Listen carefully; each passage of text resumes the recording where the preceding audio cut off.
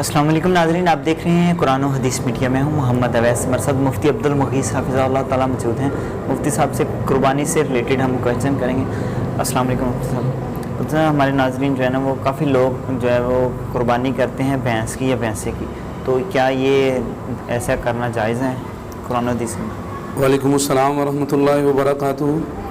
ویسے بھائی یہ جو سوال ہے بھینس کی قربانی یا بھینسے کی قربانی، جی اس وقت یہ مختلف فی ہے جی، اور جو ہے نا وہ بر صغیر میں کافی اختلاف ہے، لیکن ہم پہلے علماء کرام چاروں ائمہ اور متقدمین کو جب ہم پڑھتے ہیں تو وہاں پر جو سنیریو نظر آتا ہے وہ میں آپ کے سامنے رکھتا ہوں۔ جی سب سے پہلے تو ہمیں دیکھنا چاہیے کہ قرآن پاک کے اندر سورہ الحج آیت نمبر 34 کے اندر اللہ تعالیٰ نے ذکر کیا ہے بہیمۃ الانعام کا، جی، کہ جن کو تم نے قربانی کے موقع پہ کرنا ہے وہ ہیں بہیمۃ الانعام، پالتو چھپایا۔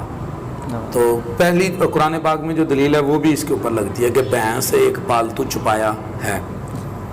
دوسری بات سورہ الانعام کے اندر آیت نمبر 141 سے 144 تک آپ جب پڑھتے ہیں تو آخر والی 143 اور 144 نمبر یہ جو دو آیتیں ہیں انہوں میں ذکر اللہ تعالیٰ نے کیا من البقر، اسنین لفظ بقر کا۔ تو لفظ بقر جو ہے یہ دوسری دلیل ہے۔ لفظ بقر عربی لفظ ہے۔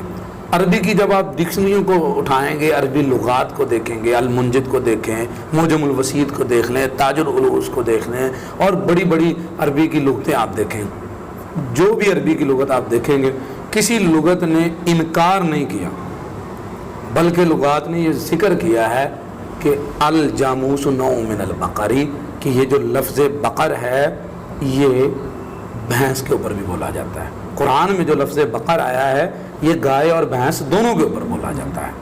تو یہ دوسری دلیل ہے کہ جب قرآن پاک کے اندر استعمال ہونے والا جو لفظ ہے بھینس اس کے مسمہ میں داخل ہے، اس لفظ کے مسمہ میں بھینس داخل ہے، تو پھر بھینس اس لفظ کے شرعی حکم میں بھی داخل ہوگی۔ یہ دوسرا پوائنٹ ہے۔ تیسری بات یہ ہے کہ یہ جو مسئلہ ہے نا اصل میں گائے لفظ ہمارا نہیں ہے پنجابی کا، اردو میں یہ آیا ہوا ہے، یہ ہندی زبان سے فارسی زبان میں، ہندی میں بھی گو، فارسی میں بھی گو استعمال ہوتا ہے، تو یہ فارس کا لفظ ہے۔ تو فارسی زبان کے اندر گائے بھینس اور گائے دونوں کو کہتے ہیں۔ آپ فارسی کو پوچھیں تو وہ کیا فرق کریں گے، وہ کہیں گے کہ یہ بھینس کو کہیں گے یہ گاؤ میش ہے، یہ بھیڈو گائے ہے، جیسے بکری پتلی جلد والی ہے اور بھیڑ جو ہے وہ موٹی جلد والی ہے، اس طرح وہ کہتے ہیں کہ یہ والی جو ہے نا یہ گاؤ میش ہے، بھیڈو گائے، اور یہ پتلی گائے ہے۔ تو فارسی تو دونوں کو گائے کہتے ہیں۔ اگر آپ اسی جھگڑے کے اوپر ہیں کہ نہیں جی گائے ہونی چاہیے، تو گائے کا لفظ تو دونوں پہ بولا جاتا ہے، اور کیونکہ جو ترجمہ کرنے والے تھے انہیں قریب تر وہ لفظ ملا، انہوں نے وہ لکھ دیا۔ اور اس سے اگلا سٹیپ اس کے اوپر وہ یہ ہے کہ جو ہے اس کے اوپر اجماع ہے، متقدمین سب کا اجماع نقل کیا ہوا۔ ابن منذر نے اپنی کتاب الاجماع کے اندر اس کو نقل کیا ہے۔ شیخ الاسلام ابن تیمیہ رحمہ اللہ نے مجموع الفتاویٰ کے اندر اس اجماع کا ذکر کیا ہوا ہے، اور اسی طرح جو ہے نا وہ وہبہ روحیلی جنہوں نے الفقہ الاسلامی وادلۃ وہ کتاب لکھی ہے فقہ اسلامی کے اوپر، اس کے اندر بھی انہوں نے اس کے اوپر اجماع نقل کیا ہوا ہے۔ تو یہ اجماع ہے اس چیز کے اوپر کہ جاموس شریعت کے اندر بھینس بکر والے احکام پائے گی، یہ اجماع اس کے اوپر ہے۔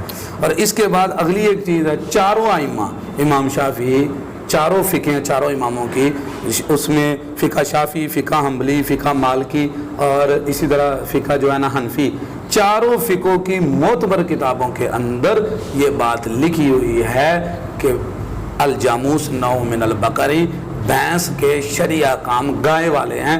چاروں فقہ کی کتابوں کے اندر اس کے اوپر اتفاق موجود ہے اور کسی نے اس میں کوئی اختلاف نہیں کیا۔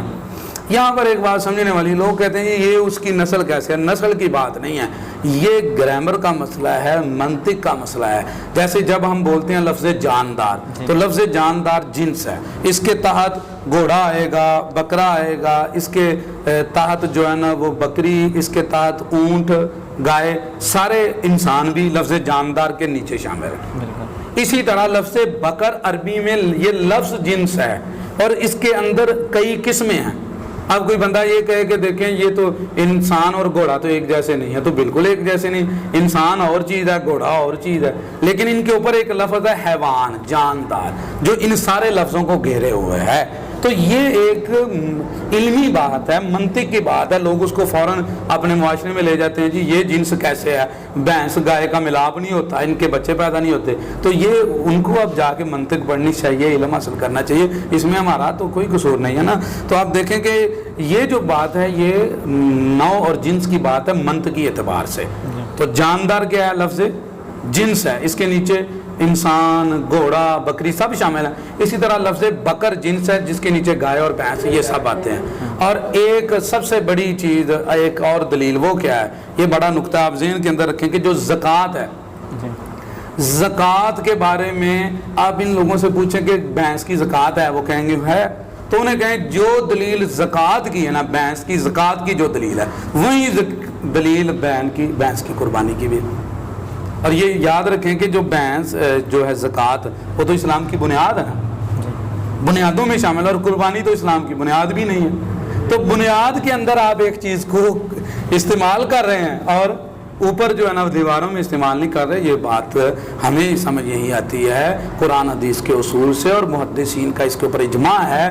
آج لوگوں نے اس کے اوپر اختلاف کیا ہوا ہے، جبکہ پہلے اس میں کوئی اختلاف نہیں۔ بھینس کی قربانی بھی ہوتی ہے، وہ بکر کے لفظ میں شامل ہے، اس میں کوئی حرج کی بات نہیں۔ اگر کسی بندے کا دل نہیں مانتا تو وہ کسی کا گوشت کھانے کو اونٹ کا دل نہیں کرتا، اس کی مرضی ہے، لیکن اس کا یہ مطلب نہیں کہ ہم لوگوں پہ پابندی لگا دیں۔ لوگوں کے لیے اس کی اجازت موجود ہے، قرآن حدیث کے دلائل اس پہ موجود ہیں، اجماع موجود ہے، لغت کے دلائل موجود ہیں، چاروں فقہ کے فتوے موجود ہیں۔ قربانی کے مسئلے میں اس کو لگایا جاتا ہے، تو پھر یہاں اس پر کیوں انکار کیا جاتا ہے؟ اللہ تعالیٰ ہمیں سمجھ کے عمل کی توفیق عطا فرمائے۔ بہت بہت شکریہ جی۔ ناظرین اگلے پروگرام میں پھر حاضر ہوں گے، تب تک کے لیے ہمیں اجازت دیجیے، اللہ حافظ۔ دعوت قرآن و سنت اپنی یہ پہچان ہے۔